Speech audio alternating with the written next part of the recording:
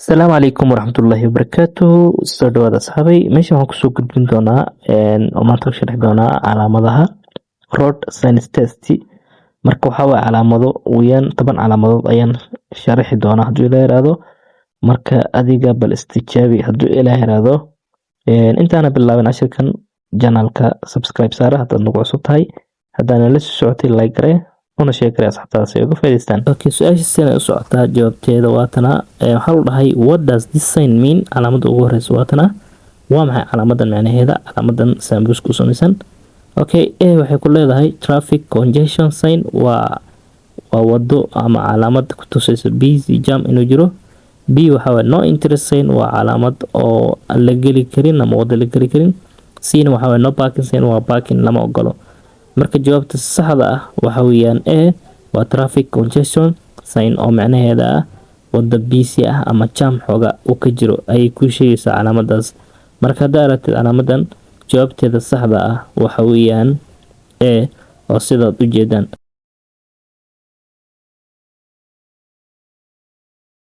Okay, su'aashani labaad waa tana. What does this sign mean? Waa maxay macnaha calaamadani?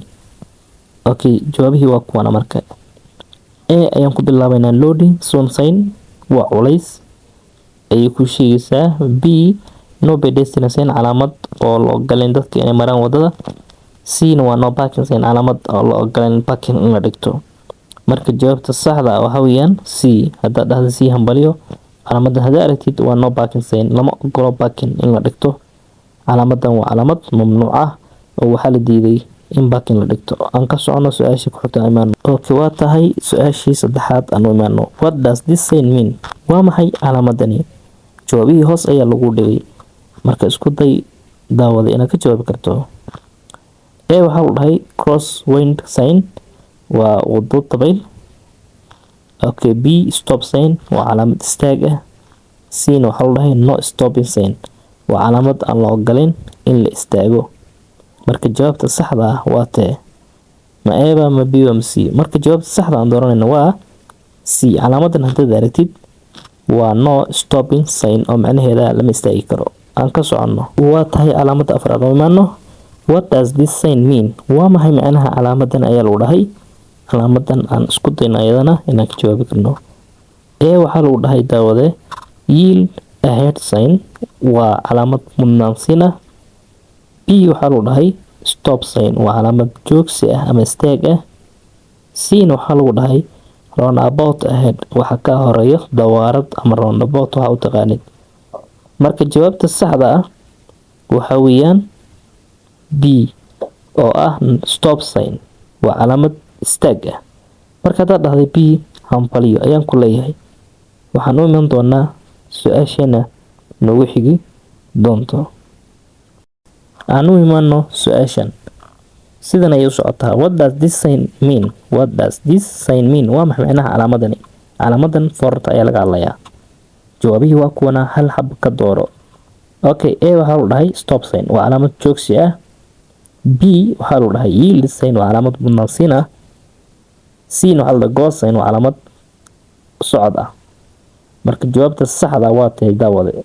Haddaad dhahday B waa saxsan tahay. Calaamada saxda ah ama jawaabta saxda waa B oo ah yield sign. Calaamada hadda aragtid wadada waa laga leeyahay weeye ama mudnaanta C gaari walbo ama wax walbo wadada soo galayo wuu ka leeyahay weeyaan macnaheeda. Marka haddaad heshay jawaabta saxda ah hambaliyo aan ku imaano su'aasha ku xigta. Waa tahay su'aashii lixaad waa tana. Sidan ayay u socotaa. What does this sign mean? Waa maxay calaamadan macnaheedu? Jawaabihii waa kuwana mid ka dooro. Inta kale waa sax mid ba sax ka ah saddexda kale waa qalad labada kale waa qalad ka wada. Okay, A waxaa lagu dhahay maximum height allowed sign waa calaamad waxaa lagu dhahay ugu badnaan heightkeeda ama dheerarkeeda ama joogga sare laga hadlayaa lagu ogol yahay. B waxaa waa speed limit sign waa calaamad xawaaraha ka turjumayso. C waxaa waa end of speed limit zone yacni waxaa dhamaatay xawaarihii wadada. Marka jawaabta saxda ah waa tee daawade. Okay, haddaad dhahday B hambaliyo calaamadan saxda waa jawaabteeda waxaa waaye B oo ah speed limit sign waa calaamad ku sheegayso xawaaraha inaad ku socon karto 20 wadada ayada ah. Iska ilaali haddaad tabeelo noocan ah waxaa laga hadlayaa xadka xawaaraha wadada. Okay, su-aashani toddobaad waa tanaa. Waxaa lagu dhahay what does this sign mean? Waa maxay macnaha calaamadani? Okay, su-aashan jawaabteeda aan u imaano marka ABCD. Okay, A waxaa lagu dhahay no entry sign waa calaamad ama la geli karin, wada aan la geli karin ay ku sheegaysaa.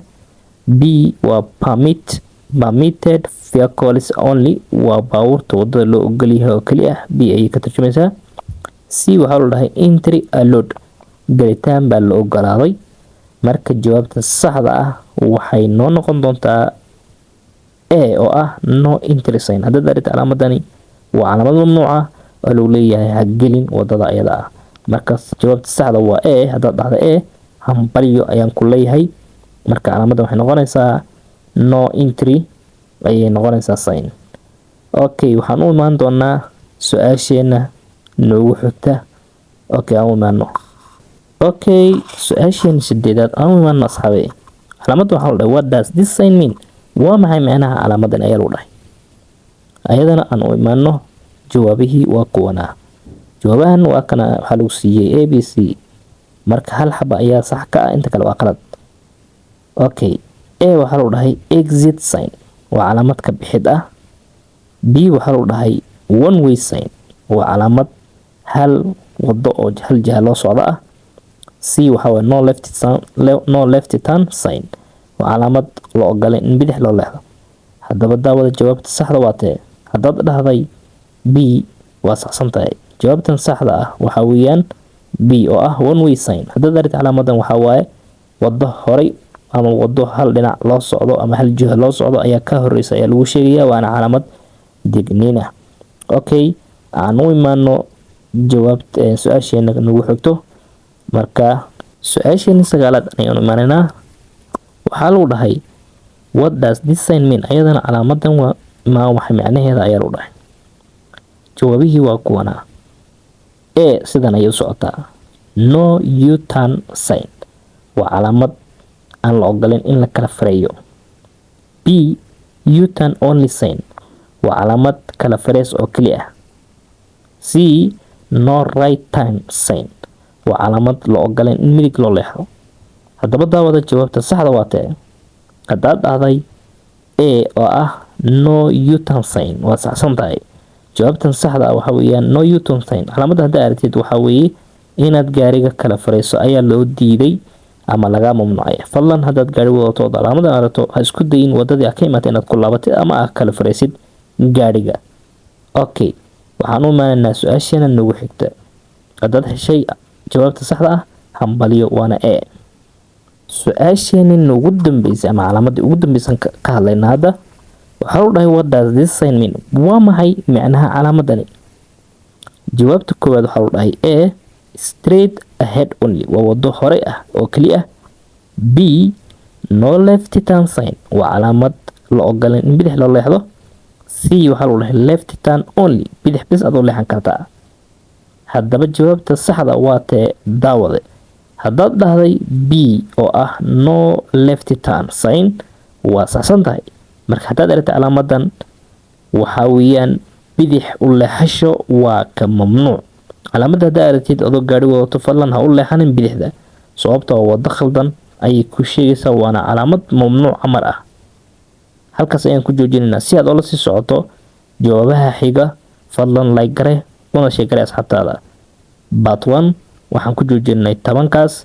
Part 2 hadduu Ilaahay yiraahdo la socdo insha Allah. Muuqaalkan fadlan waxaan ka codsan lahaa kusoo gaadho inaad ii sheeg gareyso oo like-tan ay saartaan insha Allah, si ay asxaab kale uga faa'iideystaan. Wa anigu Macallin Axmed oo idin leh assalaamu calaykum waraxmatullaahi wabarakaatuh.